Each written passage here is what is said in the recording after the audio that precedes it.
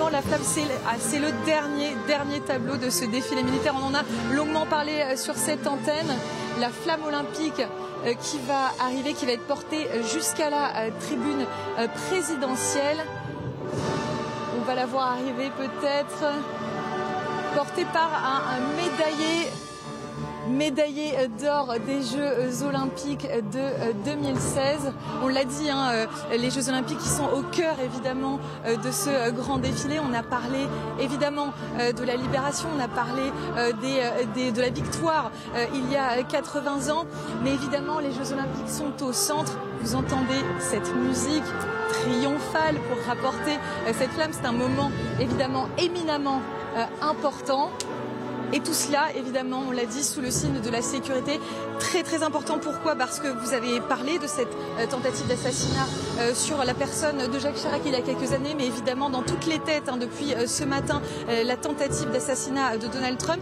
Le préfet de police qui nous a confirmé tout à l'heure que le dispositif n'avait pas été modifié malgré cet événement, mais c'est évidemment un dispositif sécuritaire très important. La plupart des personnes, toutes les personnes même qui assistent à ce défilé, qui sont dans les tribunes, eh bien, ont dû échanger leur carte d'identité contre un pass pour pouvoir accéder à cette avenue Foch. Avenue Foch, vous l'avez dit, qui remplace de manière tout à fait temporaire l'avenue des Champs-Élysées, la soi-disant plus belle avenue du monde, mais un défilé qui s'est passé sous de bonnes auspices avec un très beau soleil. Vous pouvez regarder les images en direct de cette flamme qui va arriver d'ici quelques instants.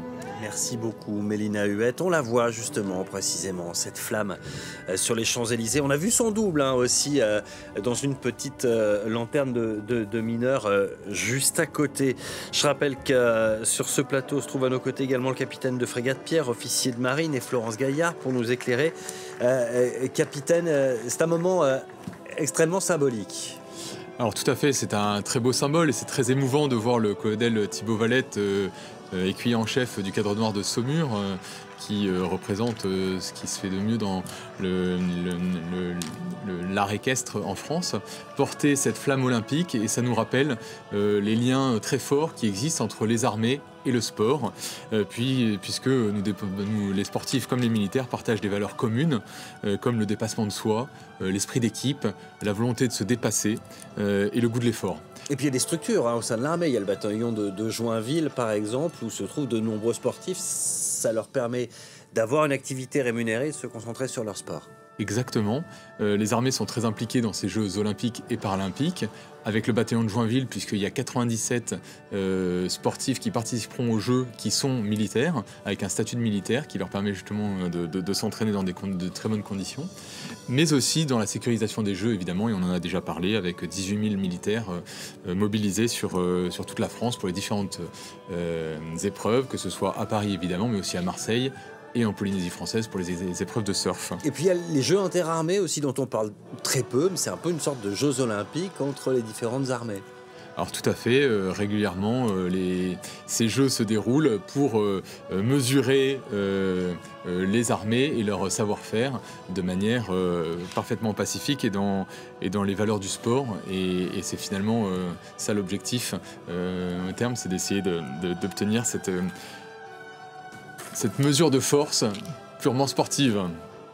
Voilà, vous voyez donc ces animations sur les Champs-Élysées, l'animation finale, les armées et l'olympisme à l'occasion de ce défilé du 14 juillet 2024 et l'arrivée donc de cette flamme portée par le colonel Thibaut Valette, lui-même donc médaillé d'or, on le disait, au JO de Rio 2016. En 2016. Et qui apporte la flamme donc jusqu'au pied de la tribune présidentielle. Et cette flamme va être transférée à des jeunes de la Seine-Saint-Denis qui sont dans une démarche armée-jeunesse avec tout un symbole, effectivement, puisque les armées participent aussi au service civique, et pour que finalement pour participer à la cohésion de la nation et à sa résilience. La flamme qui est partie d'Olympie le 16 avril 2024, donc ça fait un petit moment qu'elle se balade. Elle s'est d'abord baladée en Grèce, et puis ensuite elle est partie du stade d'Athènes, où la délégation grecque l'a remise à la délégation française olympique. Ensuite elle a traversé la Méditerranée sur le Belém, le fameux 3 mâts. qui est arrivée à Marseille de manière triomphale il y a quelques semaines déjà, me semble au mois de mai. Et depuis, elle parcourt la France, cette flamme olympique. Et elle arrive enfin à Paris, j'allais dire sur les Champs-Élysées, mais non, Damien, c'est bien évidemment sur l'avenue Foch, puisque les Champs-Élysées sont réquisitionnés pour les Jeux Olympiques, comme d'ailleurs tout le centre de Paris. Nous, Parisiens, n'allons plus pouvoir circuler comme on le veut, puisque tout le cœur de Paris devient scène olympique dans 12 jours. Et donc ce champion équestre et aussi donc militaire présente cette flamme olympique. Flamme olympique qui, je le rappelle, n'était pas dans les Jeux olympiques originels dans l'Antiquité. C'est quelque chose qui a été la flamme olympique qui a été créée au fur et à mesure des Jeux olympiques modernes à partir des années 30. Voilà, mais ça c'est la petite anecdote historique, c'est parce que c'est très beau et que ça fait surtout l'esprit de relais. On passe le relais entre les athlètes et entre les générations.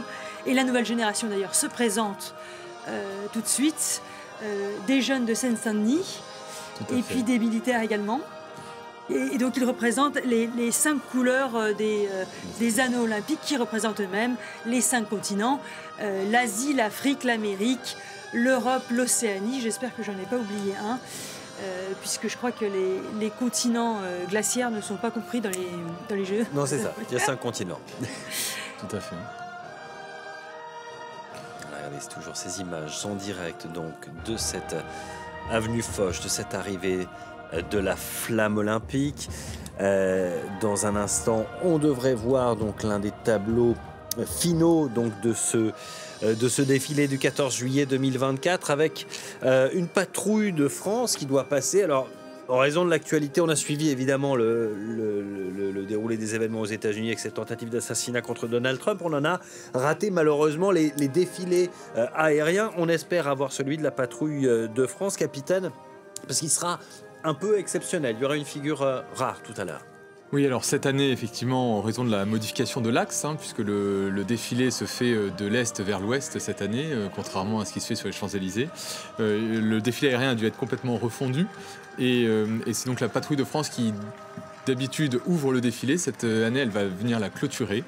Une autre particularité de son passage, c'est que cette année, elle fera un éclatement de type baptême. Alors, ça s'appelle baptême puisque c'est une figure qui réalise habituellement pour le baptême de promotion à l'école de l'air et de l'espace. Nous aurons la chance de voir cette patrouille de France qui ne fait pas qu'un passage, mais qui fait aussi un éclatement. Et qui a des passagers exceptionnels cette année. Exactement. Cette année, à bord d'un ailier, il y aura Marie-Josée Pérec, donc la championne olympique, qui sera sur l'intérieur droit pour encourager nos athlètes. Tout un symbole donc autour des Jeux Olympiques. L'une de nos plus grandes championnes olympiques, Marie-Josée Pérec. Voilà cette flamme qui est présentée à Emmanuel Macron par ces jeunes du SNU.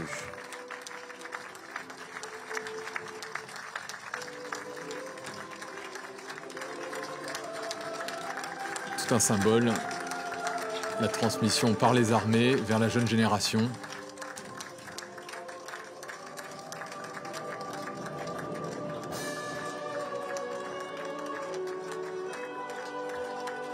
Défilé du 14 juillet, particulier dans cette année olympique ici à Paris. Défilé réduit, on le rappelle, pas de blindés en raison de ce défilé sur l'avenue Foch et non sur les Champs-Élysées. Un peu moins de troupes présentes sur place, un peu moins d'avions aussi, mais davantage d'anneaux olympiques et une flamme pour une fois qui marque donc l'événement de ce défilé 2024, marqué notamment donc par ces liens entre les armées et l'olympisme. Oui, alors effectivement, le défilé des troupes a été réduit en raison de la taille de l'avenue Foch, qui est plus courte que l'avenue des Champs-Élysées. Elle est aussi plus étroite, ce qui fait qu'on n'a pas pu manœuvrer les différents véhicules. Le corollaire, c'est que les spectateurs sont plus proches des troupes qui défilent et de la tribune présidentielle. Donc je pense que ça leur offre un spectacle encore plus émouvant. Ouais, spectateurs qui sont venus nombreux à l'occasion de ce défilé du 14 juillet, pas comme les autres. Et j'en profite pour rappeler à nos téléspectateurs parisiens que, pour ceux qui le souhaitent, ils peuvent venir voir les armées françaises aux Invalides, puisque toute la journée, il y aura des militaires qui présenteront leur matériel. Il y aura notamment un Alpha Jet, l'avion de la patrouille de France, mais aussi un Charles Leclerc et une embarcation commando de la Marine nationale. Voilà.